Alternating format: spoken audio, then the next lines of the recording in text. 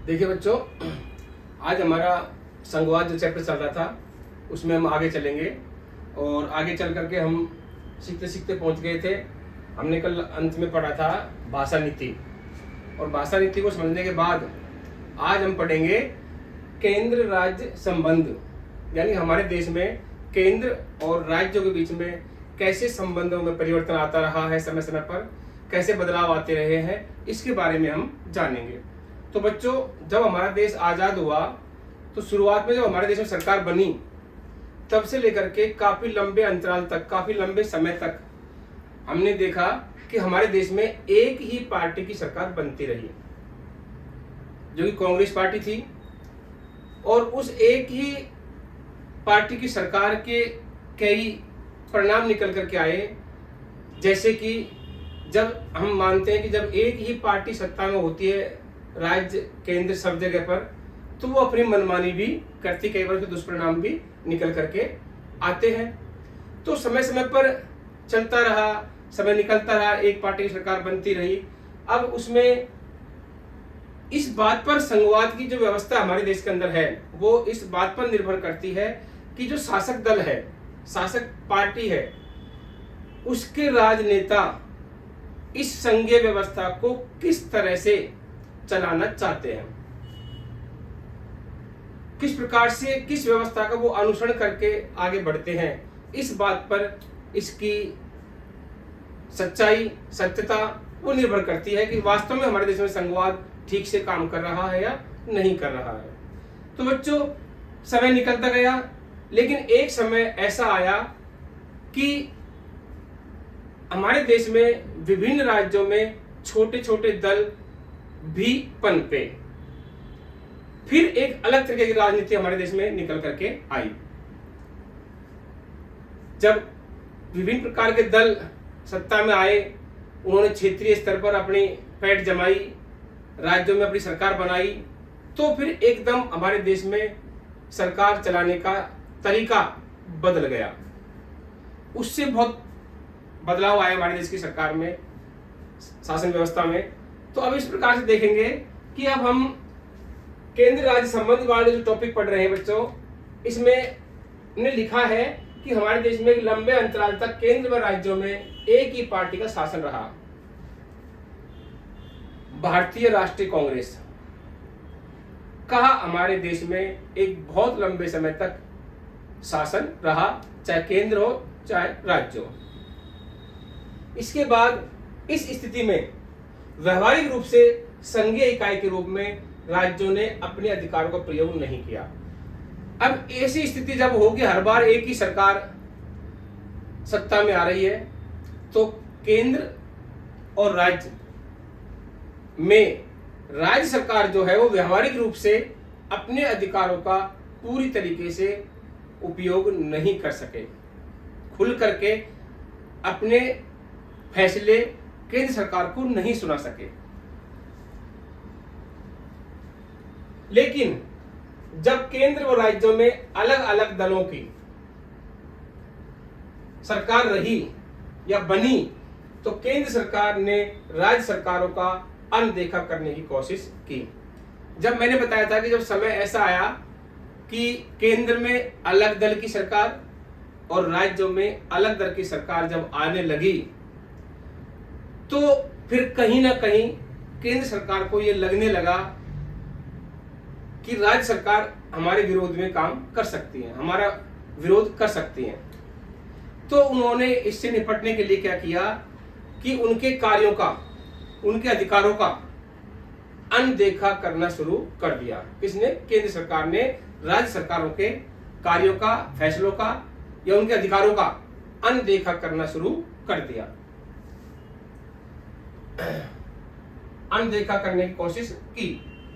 इस स्थिति में केंद्र सरकार अक्सर संवैधानिक प्रावधानों का दुरुपयोग करके, अब जब उनको लगा कि सरकार, केंद्र सरकार की बातों को राज्य सरकार नहीं मान रही है या उसमें उनके मतभेद बढ़ रहे हैं, तो फिर उनके पास एक अलग से हथियार और था, जिसमें वो संवैधानिक जो प्रावधान थे उसका वो दुरुपयोग करने लगे। वो संवैधानिक प्रावधान क्या था कि उनको एक अधिकार मिला हुआ था संविधान की तरफ से कि विशेष स्थिति में, विशेष आपात स्थिति में वो राज्य सरकार को भंग कर सकते हैं।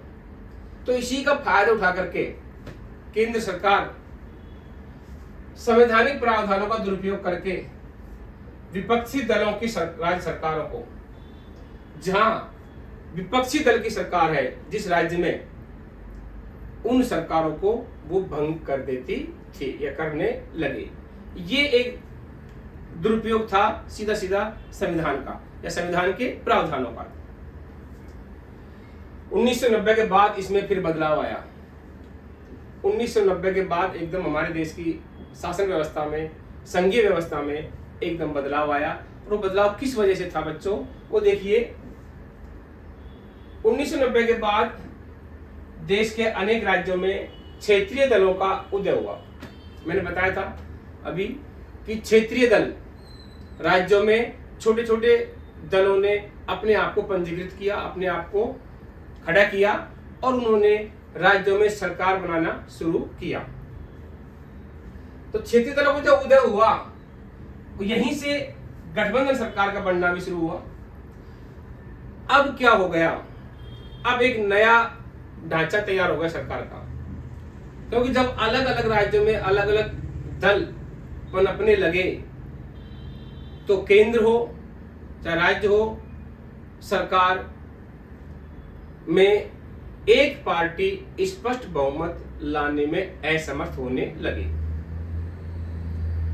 तो स्पष्ट बहुमत किसी एक पार्टी को नहीं आने लगा तो फिर सरकार का एक नया तरीका पनपा, एक नया तरीका उभर करके आया सरकार में, गठबंधन सरकार, जो विभिन्न छोटे छोटे दलों को मिला करके, उनका सहयोग लेकर के और पार्टी सत्ता में आने लगी, सरकार सत्ता में आने लगी, जिसको कहा गया गठबंधन की सरकार। तो 1990 के बाद ही गठबंधन सरकार का बनना शुरू हुआ। ये सरकार का जो नया तरीका उभर कर आया, इससे क्या हुआ कि सत्ता में साझेदारी और राज्य सरकारों की स्वायत्तता का आदर करने की नई संस्कृति बन गई। इसमें एक फायदा मिला, गठबंधन की सरकार का जब प्रचलन हुआ, उदय हुआ इस सरकार का, तब से एक फायदा क्या हुआ कि सत्ता में साझेदारी और राज्य सरकारों की स्वायत्तता। सत्ता में साझेदारी, विभिन्न प्रकार के छोटे छोटे दलों और राज्यों की सत्ता में साझेदारी खुल करके सामने आने लगी। पूरे सहयोग उनका सरकार के अंदर होने लगा और राज्य सरकार जो है उनकी स्वायत्तता, उनको पूरा योगदान मिला। वो अपने आप में खुद संप्रभु होने लगे। तो इनका आदर होने लगा, राज्य सरकारों का भी आदर करने लगी केंद्र सरकार। उनको पता था कि अगर हम इनका अनदेखा करेंगे तो कहीं ऐसा ना हो कि ये दल हमारे गठबंधन से निकल जाए और हमारी सरकार गिर जाए। तो इस डर की वजह से, इस भय की वजह से उन्होंने उनका आदर सम्मान करना शुरू किया और उनका पूरी तरह से सहयोग लेना चाहा। फिर इसी समय उच्चतम न्यायालय का यानी सुप्रीम कोर्ट का एक फैसला निकल करके आया। सुप्रीम कोर्ट ने एक फैसला दिया और उस फैसले के अनुसार अब केंद्र सरकार को, राज्य सरकारों को जो भंग करने का प्रचलन सा शुरू हो गया था अपने स्वार्थ सिद्धि के लिए, वो भंग करना इनके लिए अब कठिन हो गया। यानी कि अब केंद्र सरकार आसानी से राज्य सरकार को भंग नहीं कर सकती थी। भंग करना केंद्र सरकार के लिए मुश्किल हो गया और इस फैसले से राज्य सरकारों को थोड़ा संरक्षण मिला। आज संविधान लागू होने के तुरंत बाद के दौर की तुलना में, जब संविधान लागू हुआ था और उस समय शुरुआत में जो हमारे देश में सत्ता की साझेदारी, संघवाद की जो प्रचलन था, जो व्यवस्था थी संघवाद की, उसकी तुलना में आज के समय में, गठबंधन के दौर में जो संघवाद व्यवस्था है वो प्रभावी रूप से काम कर रहा है हमारे देश में। बच्चों, इस बात को हमें समझना होगा कि उस समय के आज के समय में इतना बदलाव आया है कि आज एक हर छोटे छोटे दलों को केंद्र सरकार पूरा सम्मान देने लगी है, क्योंकि उनको पता है कि इस गठबंधन के दौर में नहीं पता कि कब हमें किस दल के सहयोग की आवश्यकता पड़ जाए। इसलिए वो पूरा उनको मान सम्मान और राज्य सरकारों का भी मान सम्मान करने लगी, जिससे संघीय व्यवस्था और सत्ता में साझेदारी जैसी व्यवस्था को बहुत अच्छा प्रभावी रूप से काम करने का अवसर मिल रहा है और वो पूरा सहयोग अपने देश की सरकार में दे रहे हैं। जो केंद्र राज्य संबंधों को पढ़ने के बाद अब हम पढ़ेंगे भारत में सत्ता का विकेंद्रीकरण, चाहे यूं कहें कि सत्ता का विकेंद्रीकरण।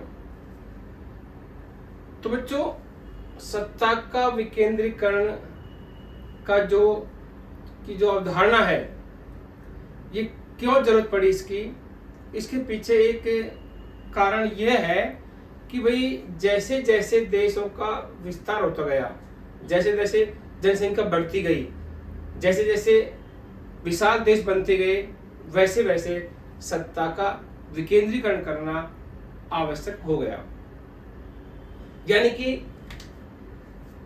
केंद्रीकरण का मतलब सत्ता एक हाथ में होना, एक छोटे से पॉइंट में होना, एक हाथ में सत्ता का होना केंद्रीकरण कहलाता है।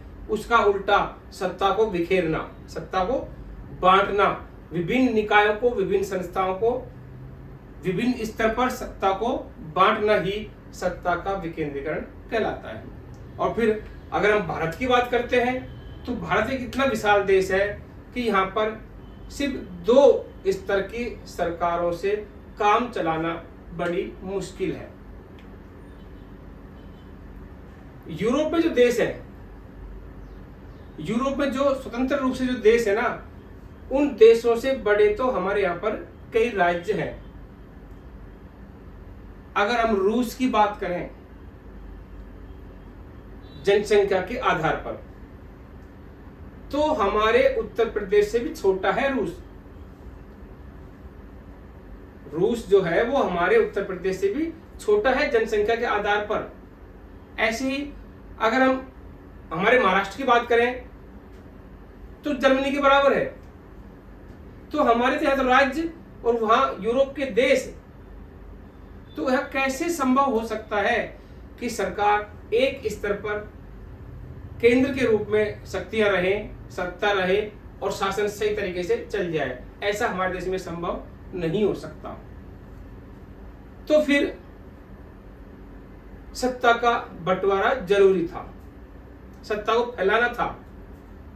और इसके पीछे जो मुख्य उद्देश्य था, जो मानसिकता थी, वो ये थी कि स्थानीय स्तर पर अगर हम सरकार सत्ता देते हैं स्थानीय निकायों को, तो उससे एक फायदा यह होगा कि वहां की जो स्थानीय समस्याएं हैं, स्थानीय कोई झगड़ा है, स्थानीय विकास है, वो सारे मुद्दे वो स्थानीय स्तर पर ही उनको सुलझा लें। उनको इस प्रकार से हम आत्मनिर्भर बनाएं कि उनके लिए, उन समस्याओं के लिए, छोटी छोटी बातों के लिए उनको केंद्र तक न जाना पड़े। ये उनका खास उद्देश्य था सत्ता का विकेंद्रीकरण करने का। अब सत्ता के विकेंद्रीकरण करने से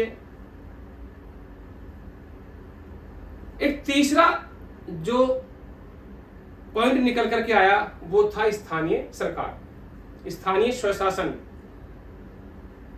केंद्र सरकार, राज्य सरकार और तीसरा था स्थानीय स्वशासन कहें, स्थानीय सरकार कहें।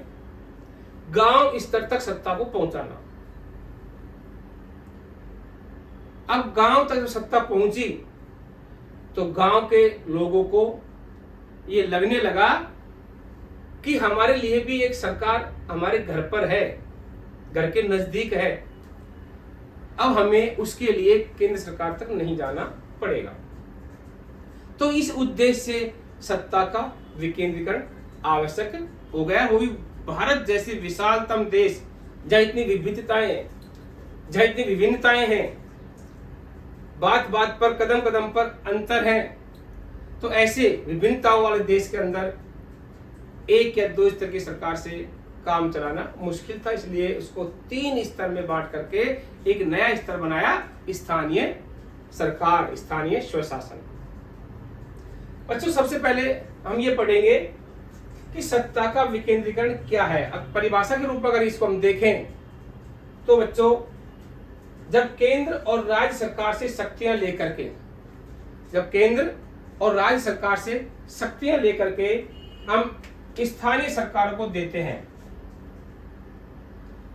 केंद्र और राज्य सरकार से शक्तियां लेकर के जब हम स्थानीय निकायों को या स्थानीय सरकारों को उन शक्तियों को देते हैं, बांटते हैं, तो इसे हम सत्ता का विकेंद्रीकरण कहते हैं।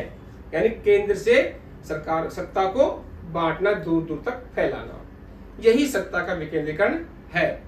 अब इस सत्ता के विकेंद्रीकरण है जो वास्तविकता में, वास्तव में जो निश्चितताएं, जो बदलाव जो आए वो 1992 में आए।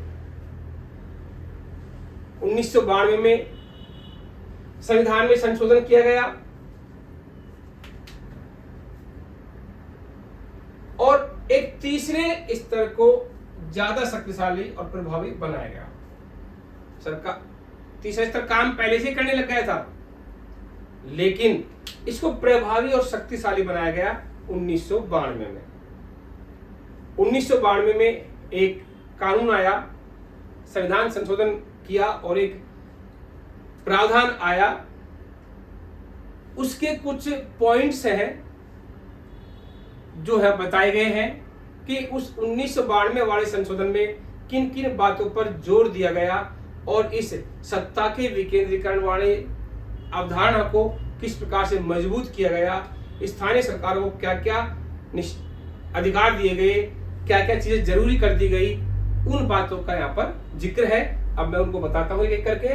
तो बच्चों 1992 में क्या हुआ, संविधान संशोधन हुआ और उनमें इन बिंदुओं पर जोर दिया गया।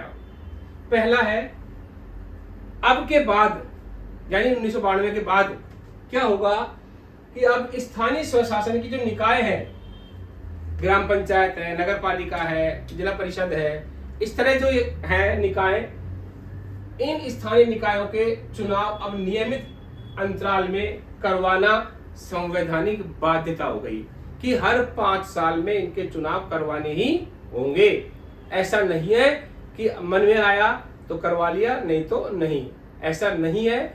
अब ये प्रावधान हो गया कि हर 5 साल में निश्चित अंतराल के बाद में स्थानीय निकायों के चुनाव करवाना संवैधानिक रूप से कंपलसरी हो गया।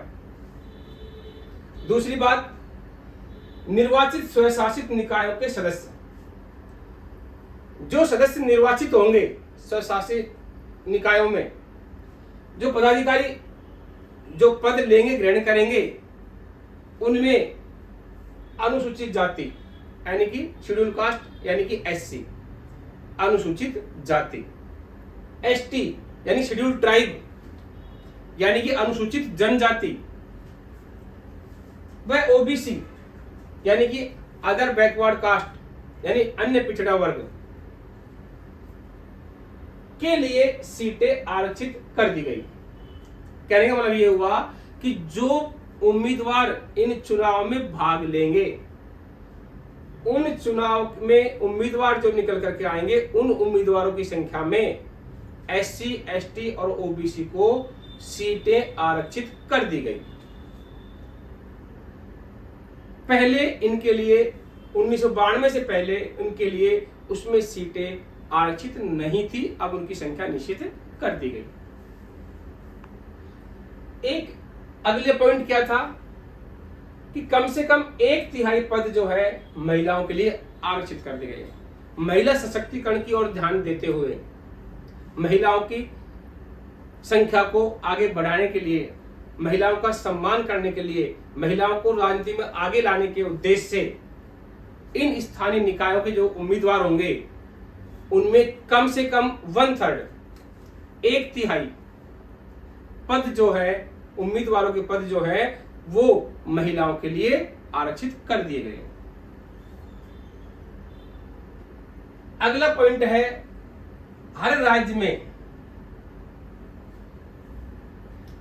में पंचायत व नगर पालिका चुनाव कराने के लिए, यानी कि इन स्थानीय निकायों के चुनाव करवाने के लिए हर राज्य में एक राज्य निर्वाचन आयोग जैसी संस्था, स्वतंत्र संस्था का गठन किया गया। हर राज्य में एक राज्य चुनाव आयोग बना दिया गया जो इन स्थानीय निकायों के चुनाव को संपन्न करवाएगा। राज्य सरकारों के अपने राजस्व व अधिकारों का कुछ हिस्सा इन स्थानीय स्वशासन निकाय को देना होगा। राजस्व और अधिकार, राज्य सरकार जो है वो अपने अधिकार और अपने राजस्व का कुछ हिस्सा इन स्थानीय निकायों को देगी सरकार। यानी कि ये स्थानीय निकाय जो है, स्थानीय स्वशासन जो है, संस्थाएं जो है, वो अपने विकास कार्य कहां से करेगी, कैसे संपन्न करवाएगी उनको। तो इसके लिए उनको अधिकार दिए गए, आप ये काम करवा सकते हो अपने स्तर पर, अपनी इच्छा से, स्वेच्छा से, और ये फंड, ये पैसे आप यूज कर सकते हो उस काम के लिए। तो पैसा जो आएगा कहां से आया, वो स्थानीय सरकार को राज्य सरकारों के हिस्से में से देना निश्चित किया गया। ये संवैधानिक प्रावधान है। गांव के स्तर पर मौजूद स्थानीय शासन व्यवस्था को पंचायती राज के नाम से जाना गया।